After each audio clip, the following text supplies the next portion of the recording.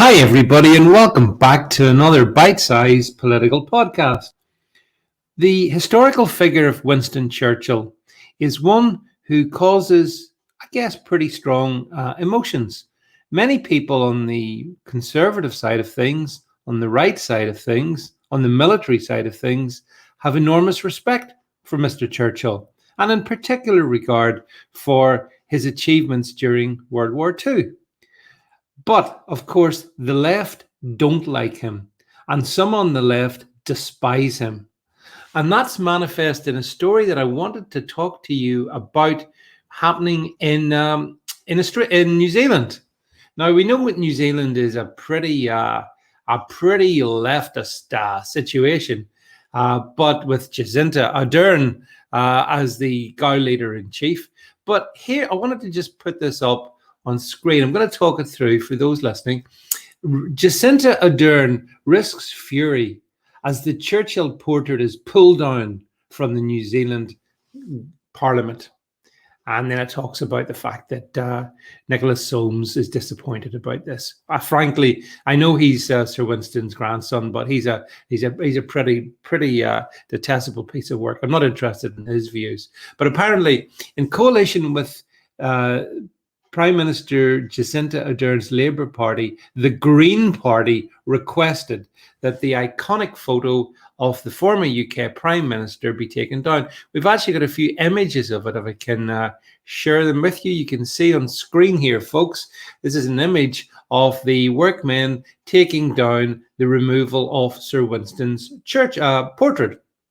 There it is. They're taking it down. And the Green Party are happy about this. Now, I'm glad to see there is some opposition to that. Judith Collins, for example, leader of the oppositional National Party in New Zealand, said she was disgusted over the move. She goes on to say, and I'm sure many of us will agree, he belongs in Parliament here because if you know your history, he was one of the very few political leaders who were prepared to stand up to the Nazis and fascists in World War II. And then she adds, I think the Greens are uninformed by history. What do they want him replaced with? Do they want Stalin up there?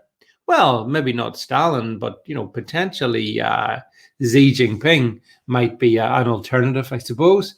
See, the problem is this. Let's be clear this one. The left and those in like the Green Party, they hate Churchill because he stood against the fascists. They hate Churchill because he held the line.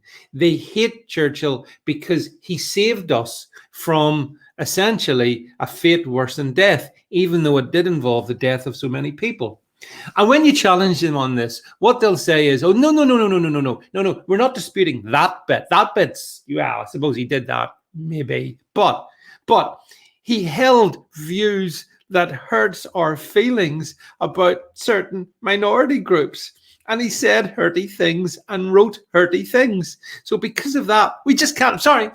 Yeah, he may have saved the world, but that doesn't matter. He said hurty things at a different time in a different era. We don't like it. And because we are the arbitrators of that which is right and that which is wrong, we're cancelling Churchill.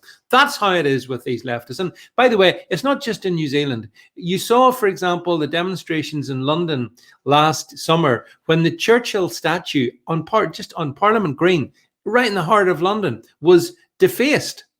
And it was the same. It's the same sort of deranged mindset. Now, where do they get this mindset is a reasonable question to ask. I mean, what sort of history are they being taught that has Churchill as the bad guy and someone that has to have his portrait taken down and his images essentially erased?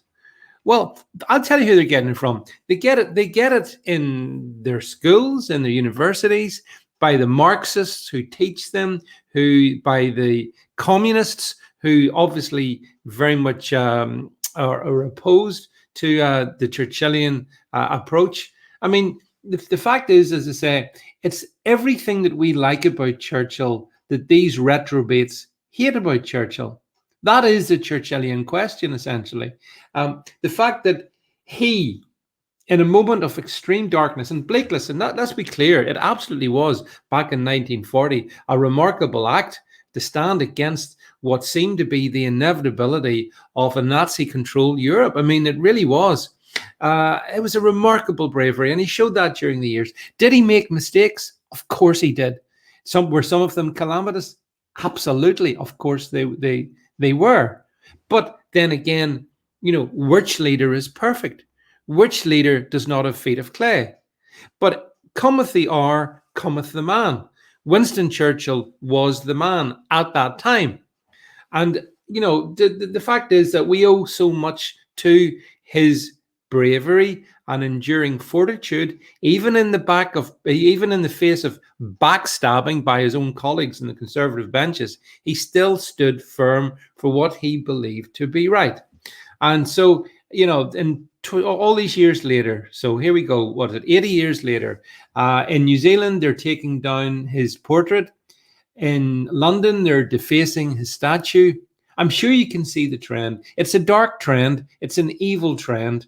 It is essentially those who pose as we're the anti-fash. They are the new fascists. They are the people who would deface both the memory and imagery of a glorious wartime leader in pursuance of their own venomous outlook in life.